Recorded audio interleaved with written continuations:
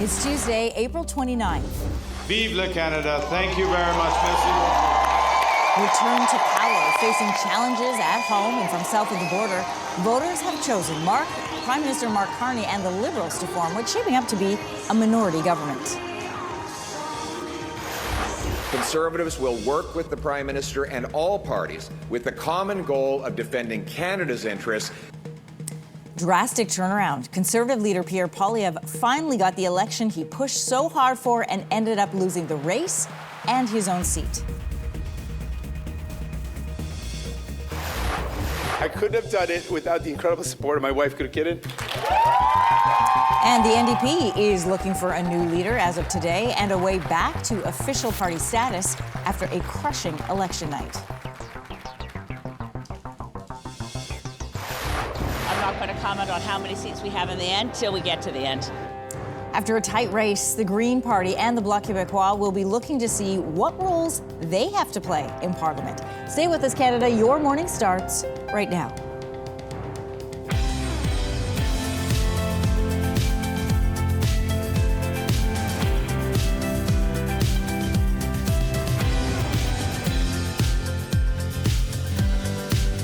Well, here's a live look at Parliament Hill this morning, where Mark Carney has led the Liberal Party to a fourth consecutive term. Meantime, Conservative leader Pierre Poilievre has lost his seat in that city, the Ottawa area riding of Carleton. And Jagmeet Singh is stepping down as NDP leader after the party loses its status, and he also lost his seat. Here's what the House looked like 24 hours ago. A reminder, the Liberals had 152 seats, the Conservatives 120, the Bloc 33, the NDP 24, and the Green 3. There were also 3 independent and 4 vacant seats. But here's where things stand this morning. Wake up, everybody. The Liberals have 168 seats, not the outcome the Conservatives were hoping for, but still a big gain in seats right across the country. They have 144 seats now. The biggest losers of the night, the NDP, reduced to just 7 seats, losing official party status and their leader. The Bloc also shedding seats. They sit at 23. And the Green, they're down to 1, Elizabeth May. Elections Canada says it is now paused the count of special ballots until 9:30 this morning in ridings that are still too close to call. So what that means, everybody, is it ain't over till it's over. It ain't over till it's over. Still in play. Very exciting this morning. Good morning, everybody, and welcome to your morning. Yeah, good morning. I'm Lindsey Deluce. Good to have you with us this morning. I'm Kelsey McEwen. Have you slept? I was going to ask you. 1 hour. I go to bed you napped. for 1 hour, Yeah. and I wake up and I'm called Carmen, who's our producer for the morning, and I was like, "What happened?" He's like, "Poilievre lost his seat." I'm like, "Come on!" And just in that 1 hour, I mean, Yeah. by the way, great coverage last night. Oh, It's such the a panel was great panel. You know, having a great panel is 90% of it, and they were fantastic. So much fun. Yeah, so great. And it continues, right? Yeah. I know Elections Canada just put out a statement saying they're going to take a bit of a pause in the counting right now because they've been counting nonstop. And there's some ridings right now that we're talking about, and you mentioned this, too close to call at this point. So with the Liberals sitting at, what, 168, 167, 168, they need 172 for a majority. I mean, does the story continue? Do things flip? We'll have to wait and find out. So officially, Canadian voters have spoken, everybody. The Liberals have won the election. No matter where you live, no matter what language you speak, no matter how you voted, I will always do my best to represent everyone who calls Canada home. During his victory speech, Prime Minister Mark Carney promised to govern for all Canadians. He also promised to defend Canada from the threats and uncertainties coming from U.S. President Donald Trump. Prime Minister Carney warned about challenges ahead while promising people and businesses will be supported. The Liberals' win gives the party a rare 4th straight mandate. Meanwhile, Pierre Poilievre has lost his seat in the House of Commons. Yes, we will do our job to hold the government to account, but first, we congratulate people from all political backgrounds on participating in the democratic process. Heading into the vote, there were rumblings. Pierre Poilievre may be in danger of losing his Ottawa riding of Carleton. He ended up losing to the Liberals' Bruce Fanjoy by several thousand votes. Over the span of a few weeks, Poilievre went from the heavy favorite to become Prime Minister to the 3rd straight Conservative leader to lose to the Liberals. Despite the tough loss, Pierre Poilievre has said in his speech he has no plans right now to resign as party leader. Meanwhile, NDP leader Jagmeet Singh did step down after his party lost official status.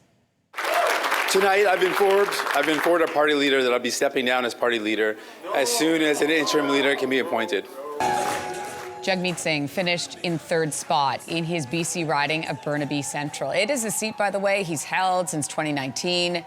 As for the NDP party, it is a long and pretty uncertain road ahead. Sitting at 24 seats at dissolution, the party is projected to be 5 seats short of the 12 needed for official party status. Let's talk about the Green Party. The Green Party has found itself at the same place it started at. I'm very pleased that we're going to play a role in a minority parliament. In a majority situation, we'd have much less chance to make a difference. Green Party leader Elizabeth May held on to her BC riding for a 5th term. Co-leader Jonathan Pedneau came in 3rd in his Montreal riding. Bloc leader Yves-François Blanchet is vowing to keep fighting for Quebec despite losing the party. It's projected to fall from 35 seats to 23. Blanchet says he will make sure Quebec's interests are respected as Canada enters trade talks with the U.S. We, of course, will continue to follow all developments all morning long. Turning to other news now, we are learning more about the 11 victims killed in the Vancouver Street Festival attack. She's just a very lively, cheerful person. Oh, just my heart breaks for this family. 3 members of the same family and a school counselor have now been identified. The Lee family lived blocks away from the Lapu Lapu Festival. Richard Lee, his wife Lynn Huang, and their 5-year-old daughter Katie, all killed. Lee's 16-year-old son Andy stayed home that night. The 3 were killed when an SUV barreled through the crowd Saturday. Kira Salim, a new Westminster teacher, was also killed in the attack. Salim was a counselor at both Fraser River Middle School and New Westminster Secondary. Salim has been described as someone who made a powerful impact on the school community. As of Monday afternoon, 16 people remain in the hospital. 7 of those people have critical injuries. I got face to face with him. What was that like? It was tough because he looked like he didn't have any remorse. He didn't look like he had any soul behind his eyes. Antoine Vergara describes what happened when he helped restrain the driver of the attack. Vergara was working as a vendor at the festival on Saturday. He and a small group of people cornered the suspect until police got there. The suspect has been named as 30-year-old Kaiji Adam Lowe. He is facing 8 charges of second-degree murder. Vancouver police do expect more charges to be added to that. Well, you could be receiving a special postcard in your mailbox to mark the 80th anniversary of VE Day next month. The Juno Beach Centre Association has mailed out nearly 2,000 postcards to addresses in Canada where someone enlisted in the war effort. This is to honor the sacrifices, of course, made during the Second World War. To mark this important anniversary, the Juno Beach Centre cross-referenced home addresses of the Canadians who died between July 1944 and May 1945, and they discovered nearly 2,000 of those addresses still exist today. Victory in Europe Day, also known as VE Day, is May 8th, which marks the end of the Second World War in Europe. So, a man from China had to be rescued 2 times from Mount Fuji after going back for his lost phone. Here's the story. 27 years old, he made both treks outside of official climbing season last week. He was first rescued by helicopter on Tuesday after he lost some equipment. Days later, apparently, he decided he needed his phone, so he went back to the mountain to grab personal belongings, including his phone. He had to be rescued again after suffering from altitude sickness. People were told, don't climb right now on Mount Fuji. This is not official climbing season because the conditions are really harsh. They're bad on a good day. They're bad on a good day. Yeah. They must be so frustrated with this person.